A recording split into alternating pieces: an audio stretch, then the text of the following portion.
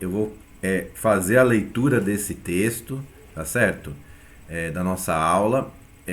E aí eu vou fazendo os comentários porque esse texto, particularmente de primeiros socorros, de uma plataforma, né, de bastante uso, né, pelas pessoas, me chamou bastante atenção no que tange algumas informações que são passadas para o grande público, né?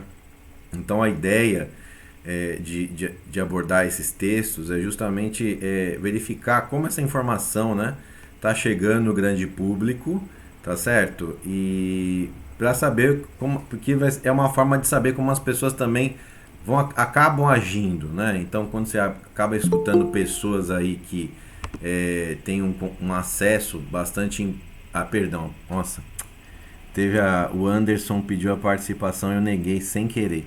Fala pra ele tentar de novo. Puxa, que. Desculpa, Anderson. Eu acabei negando a entrada dele aqui. Era pra clicar em permitir. Agora sim. Desculpa, Anderson. Sem querer eu acabei negando. Mas vamos lá. E aí, assim, esse texto, pessoal, depois vocês vão ler no link que eu vou passar para vocês. Eu vou já até passar aqui no chat o link, mas aí aquele link da atividade que vocês fazem, né? E aí vocês vão ler com mais propriedade e refletir um pouquinho a respeito. Então, esse texto é um texto que está no blog do Dr. Drauzio Varela, né? Lá no portal do UOL. Então, o Dr. Drauzio Varela fala muito dessa questão da promoção e educação em saúde, né, entre as pessoas, entre o público geral. E o título do texto, e o título do texto é o seguinte: acidentes domésticos, como prestar os primeiros socorros aos idosos. Né? Então, é algo bastante importante, uma área inclusive do meu interesse, porque eu trabalho com o público idoso, né, em termos de pesquisa, das aulas para graduação. Então é bastante interessante saber o que acomete a população idosa. Então, esse artigo começa falando que os primeiros socorros são procedimentos simples que podem estabilizar a pessoa, evitando consequências mais graves e até mesmo óbito. No caso, para um idoso, uma queda pode significar o óbito, né, com uma fratura envolvida que vai muitas vezes, na maioria das vezes, precisar de estabilização e transporte, né, e vai exigir cirurgia. Mas, apesar de estar no blog do Dr. Drauzio Varela, né, foi concebido por uma jornalista, né, as jornalistas em geral fazem matérias bastante interessantes, só que muitas vezes tem que tomar cuidado com as fontes. Então, depois vocês vão saber por que eu estou falando isso. E aí, o que é colocado então nesse artigo? Que eu vou me permitir ler para vocês, fazer os comentários, né? Que é um artigo curto. Uma a cada 3 pessoas com mais de 65 anos sofre pelo menos uma queda anualmente, e para cada 20 idosos que caírem, pelo menos um sofre uma fratura ou precisa ser internado. É o que indicam os dados do Instituto Nacional de Traumatologia e Ortopedia do Ministério da Saúde. Quanto maior a idade, maior a vulnerabilidade e acidentes que na maioria das vezes acontecem no ambiente doméstico. Até aí tudo ok, é a questão mais recorrente entre os idosos, acidentes domésticos, quando estão sozinhos em casa e muitas vezes não conseguem um socorro assim imediato e as lesões elas vão se agravando. Aí no segundo parágrafo coloca o seguinte, é um texto atual, né? Durante a pandemia, com o isolamento social e a impossibilidade de praticar atividades físicas e socializar, tanto o físico quanto o psicológico dos mais velhos, foram abalados. Entre as causas, acidentes domésticos envolvendo idosos, acidentes esses que vão desde quedas a queimaduras e engasgamentos, estão fraqueza muscular, ambiente pouco adaptado para as limitações motoras dessas pessoas, diminuição dos reflexos, do equilíbrio, baixa visão, senilidade, entre outros. Então, aqui também, perfeito, né? Pensando numa informação para o público geral, né? Informações interessantes, quer dizer, eles ficarem isolados, sozinhos, o que aumentou a chance dos acidentes domésticos, né? Então, os idosos, corriqueiramente, eles já são isolados, né, socialmente. Isso não é um problema novo. Agora, na pandemia, isso ficou mais dramático porque eles ficaram isolados em casa, né, sem receber visitas de familiares, de vizinhos, aquela coisa toda, por conta que era um grupo de risco, né? Para prevenir, aí continuando, né? Para prevenir esses acidentes, que esses acidentes tenham consequências mais graves, os cuidadores e familiares precisam estar sempre alertas para situações delicadas. O primeiro passo para lidar com uma emergência é manter a calma e também passar tranquilidade para quem estiver passando mal. Também, né, nada, informações também importantes e nada, tudo aqui, né, está sendo passado, está bem interessante do ponto de vista, né, para ser aplicado na prática, né? Manter a tranquilidade é essencial. E aí coloca algumas situações de emergência pensando no público idoso, né? Mas também no público adulto, nas crianças, de uma maneira geral. Então, assim, no caso dos idosos, né? Trauma na cabeça. Nas quedas, além de fraturas, há ainda o risco de traumas na região da cabeça, que muitas vezes é a região que vai bater no chão, muitas vezes o idoso se apoia, né? Com o solo, né? E aí, além de para evitar de bater a cabeça, muitas vezes também vai fraturar um cotovelo, vai ter uma lesão articular importante, tá certo? Então, e aí veja, aí já vai usar, né? Essa lesão na cabeça, né? Então, continuando no texto, se a batida resultar em um galo, então um termo já popular, né? Uma compressa com gelo pode ser suficiente para aliviar a dor e o inchaço.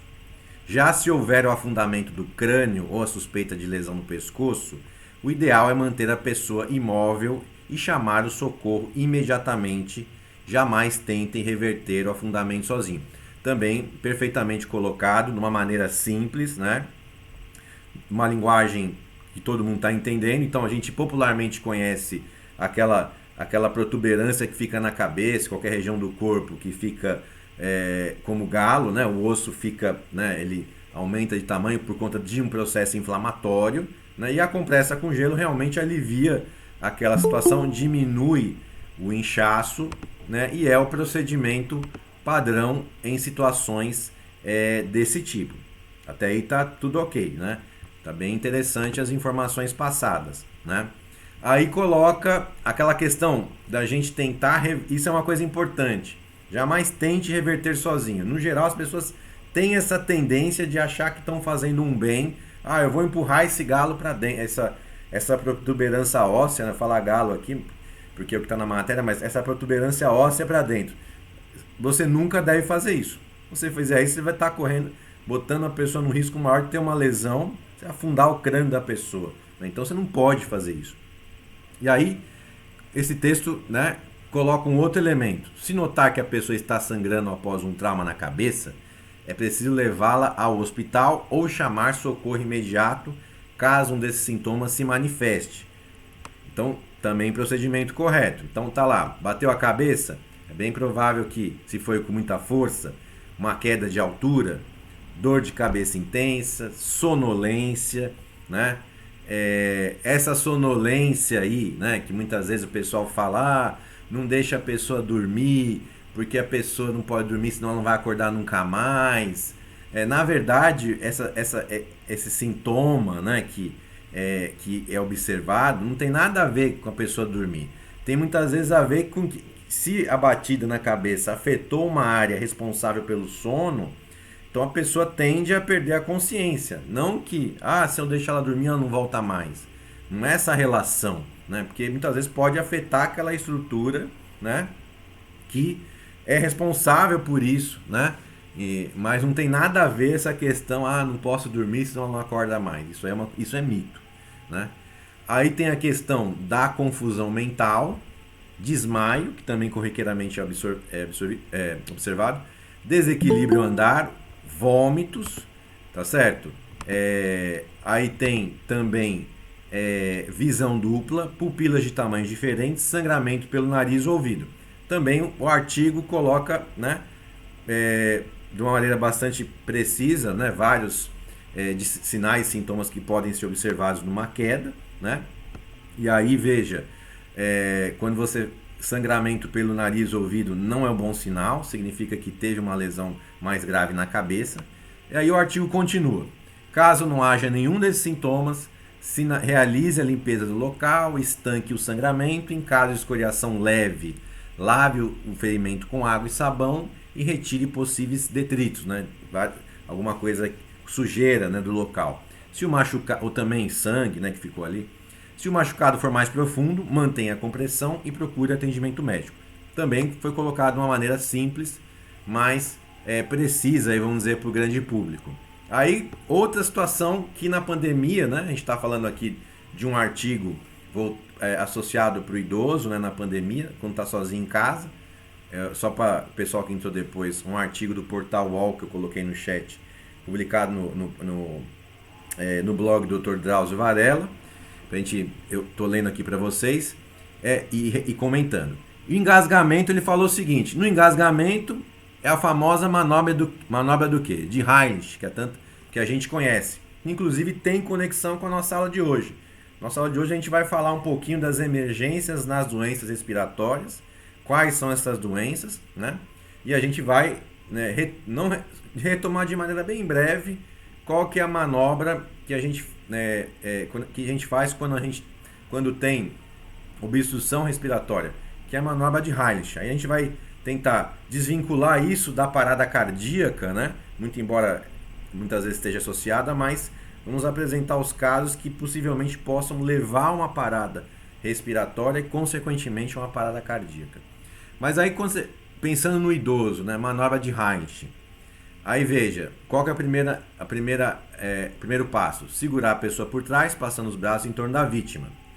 Fechar uma das mãos e apoiar logo em cima do umbigo e a outra mão para manter o punho fixo no local. Aquilo que a gente fez em aula, prática também. Comprimir o abdômen de forma rápida e forte, de baixo para cima, em sequências de 5 vezes seguidas, contar em ritmo 1, 2, 3, 4. Veja, isso aqui já não está nas diretrizes da American Heart Association. O que você tem que fazer? Então, por isso que eu queria comentar esse artigo, porque eu achei tem coisas aqui que estão destoadas ali do que é preconizado. Numa situação de manobra de Heimlich, você vai comprimir quantas vezes forem necessárias para a pessoa desengasgar, ou até o momento que ela perde a consciência. Na medida que ela perdeu a consciência, você vai deitar essa vítima no solo e vai continuar com o suporte básico de vida. Então aqui já não houve uma consulta adequada às fontes seguras. Aí colocam como passo 4. Pause brevemente, repita a ação. Então a ação é feita de forma contínua até desengasgar ou até perder a consciência. Aí entrou nessa questão, né? Essa discussão da inconsciência, né? Se a vítima estiver inconsciente, deite-a no chão de barriga para cima, mas tem que ligar, né? Olha, ela perde a consciência durante, aí você deita. Se a vítima estiver inconsciente, deite-a no chão de barriga para cima e com os dedos tente retirar cuidadosamente o objeto que está causando o engasgo. Opa, perigoso. A gente nunca pode fazer uma varredura às cegas. Então, assim, você vai desengasgar uma pessoa numa manobra desse tipo, se você fizer a manobra de desengasgo, que no caso vai ser a compressão, a própria compressão torácica ali, só se você vê o que promoveu o engasgo aparente na boca, né? Porque isso está dando a entender, assim, que a pessoa, o leigo, ele não vai entender dessa forma. Ele vai querer enfiar o dedo na garganta da pessoa e aí vai causar um problema maior. Então aqui a pessoa já não foi cautelosa. Eu já faria uma crítica. É preocupante colocar esse tipo de informação assim, porque elas não vão interpretar do jeito correto, entendeu? Aí veja, continuando. Sente-se em uma cadeira e coloque uma almofada ou travesseira sobre os joelhos. Também não está na diretriz. Coloque a pessoa de bruços no seu colo com o abdômen, o tórax apoiado na almofada e a cabeça para baixo. Opa, não tem nada disso colocado na diretriz da American Heart Association. Ou seja, aqui já me deixou muito preocupado. Faça 5 compressões fortes seguidas, apoiando-se na vítima usando seus braços, os pesos do seu corpo para comprimir o abdômen da pessoa contra o seu colo. Aí ela já misturou, veja, para quem chegou depois, estou lendo aqui uma matéria do blog do Drauzio Varela, Emergências em Idosos. Aí já misturou socorro do adulto com socorro da criança. Aí, ó, já me deixou completamente preocupado, né, em uma pessoa leiga ler algo desse tipo. Realize as manobras e as compressões e observe se a pessoa volte à consciência. Peraí, se a pessoa já está inconsciente, é porque a pessoa já está mais grave. Então, dificilmente ela vai recobrar a consciência numa situação desse tipo. A não ser que você realize... Não é com a manobra de compressão que ela vai recobrar a consciência, é com a manobra de suporte básico de vida. Aí coloca aqui, caso isso não aconteça, leve-a para o pronto-socorro e chame a emergência imediatamente. Houve uma distorção muito severa aqui do que é preconizado, né? Então, muito preocupante. Então, na medida que a vítima perdeu consciência e você entrou com suporte básico de vida, você vai, e a vítima já está inconsciente, você vai ter que acionar o serviço médico de emergência e vai atender onde você está, né? Onde você está.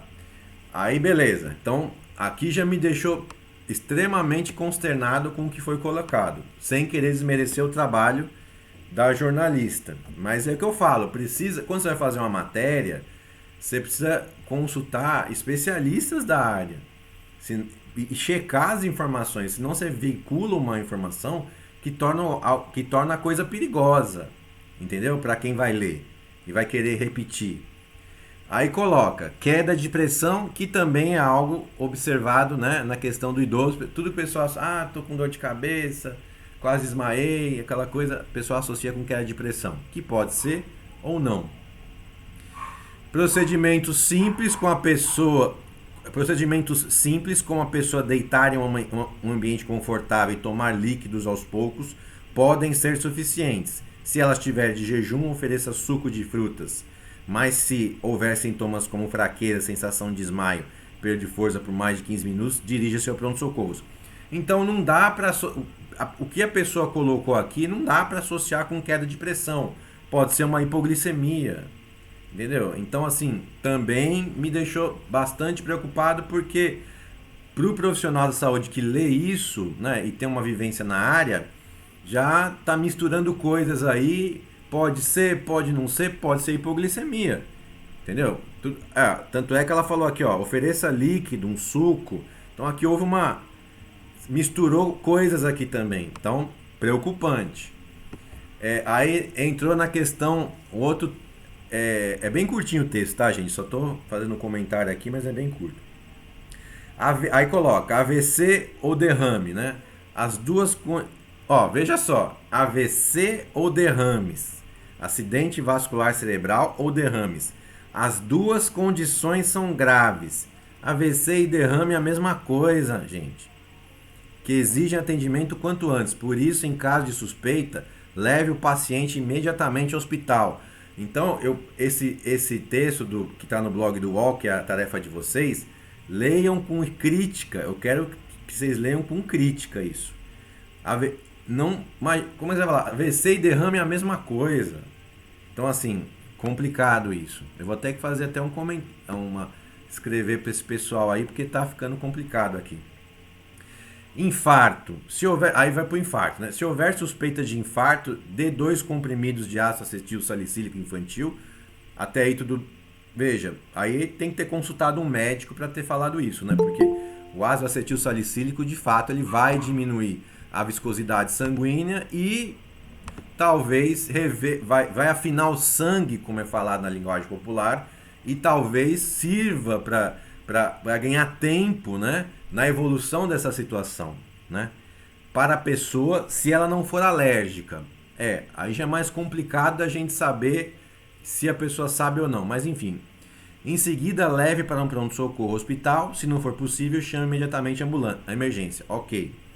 Enquanto aguarda, afrouxe as roupas do socorrido, tente mantê-lo calmo e deitado em um local arejado e confortável. Se estiver desacordado, realize reanimação cardíaca e respiração boca a boca. Novamente.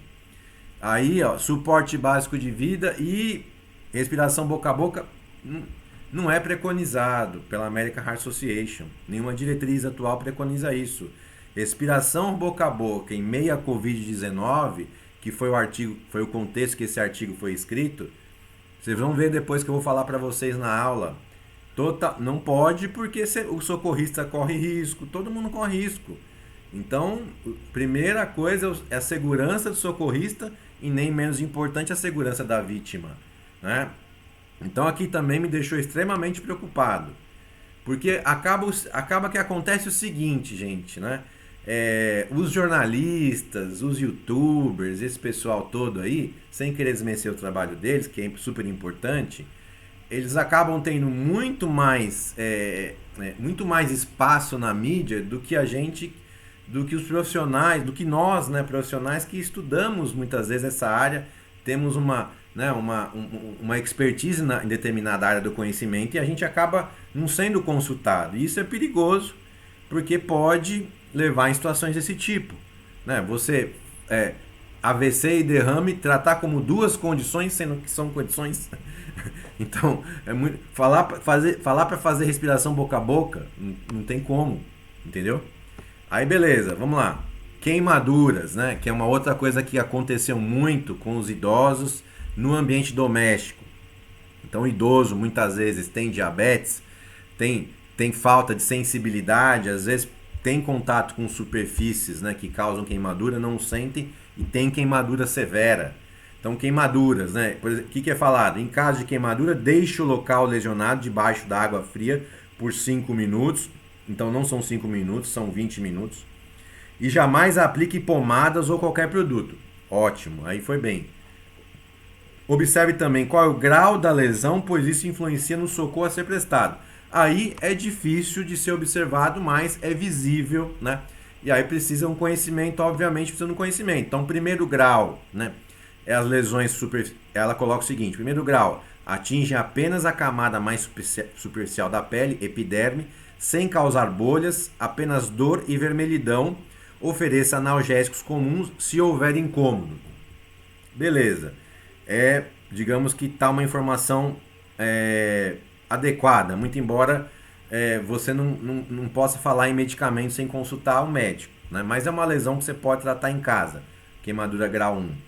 Grau 2, podem ser superficiais ou mais profundas, causam bolhas e nos casos mais graves há risco de destruição das terminações nervosas da pele. Se as bolhas estiverem intactas, cubra a área afetada com gaze ou pano limpo. Se romperem, use vaselina, troque os curativos diariamente. Opa, vaselina não está na diretriz da American Heart Association, a não ser no sentido, teria que consultar um dermatologista. A não ser no sentido de você fazer um curativo para que não haja nenhuma adesão de algo que seja colocado na pele. Mas isso não vi preconizado, né? Você simplesmente lava, cobre, né? E qualquer aderência do gás ou do pano que acontecer quando você levar para o hospital numa queimadura mais grave, eles vão resolver lá dentro. O que você não pode é colocar coisas ali que vai ter que ser limpada a região e vai causar mais dano. Então, eu estou tratando vaselina como algo que pode causar um problema no atendimento, tá certo? Terceiro grau, aí continuando o texto, são profundas, acometem toda a derme e podem chegar aos ossos. Isso é verdade. Tem lesões esbranquiçadas ou acinzentadas, secas, não causam dor e podem causar deformação. Cubra a região com um pano limpo e leve a pessoa a um pronto-socorro imediatamente. Perfeito, né? Falou, fica no básico que é melhor, né? Quando você vai fazer um texto para o grande público, você tem que ficar nas informações mais básicas. Qualquer particularidade você tem que consultar fontes especializadas, né? Aí, finalmente, falando o seguinte, né? No meio da pandemia, os idosos, isolamento social. Lembrando que os idosos, independente da pandemia, eles continuam isolados socialmente. A única coisa é que eles têm saído mais de casa hoje, né?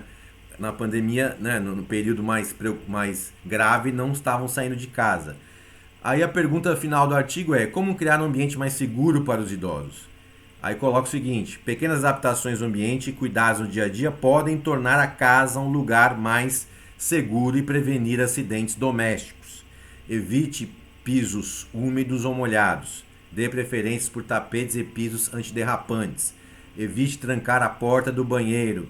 Se possível, instale barras de apoio no box, no vaso sanitário, além de escadas em geral. Não deixar fios pendentes de aparelhos eletrodomésticos. Substitua os fios elétricos descascados. Mantenha os cabos de panelas voltados para dentro do fogão. Recomendações importantes: não deixe o ferro de passar, grill e outros aparelhos elétricos ligados fora de uso. Não deixe álcool e outros produtos químicos inflamáveis próprios de chamas. Não deixar cigarros acesos pela casa para evitar riscos de incêndio. Banhos de sol somente antes das 10 ou depois das 16 horas. Então, informações importantes que foram dadas aqui, né? Em linhas gerais, finaliza o artigo de uma maneira até interessante. E coloca: os primeiros socorros são procedimentos simples que podem estabilizar a pessoa, evitando outros problemas e até mesmo salvar vidas. Compartilhe essa informação com sua rede. Ok, as informações colocadas foram interessantes. Porém, veja, olha só, houve a distorção de informações extremamente importantes em meio a esse artigo. Então a gente precisa tomar muito cuidado com aquilo que a gente lê e com aquilo que a gente compartilha. Então eu passei esse artigo para vocês depois fazerem como uma tarefa, fiz os comentários, já fui apontando pontos importantes, e façam uma leitura. Por isso que a gente tem que sempre, quando for ler algo, ler de forma crítica. Nem as informações muitas vezes que estão nas bases de dados científicas são precisas, né? A ciência ela é um norte, mas também corre risco de erros também, né? Só que é uma informação mais testada, tá certo? Então, ótimo. Então essa é a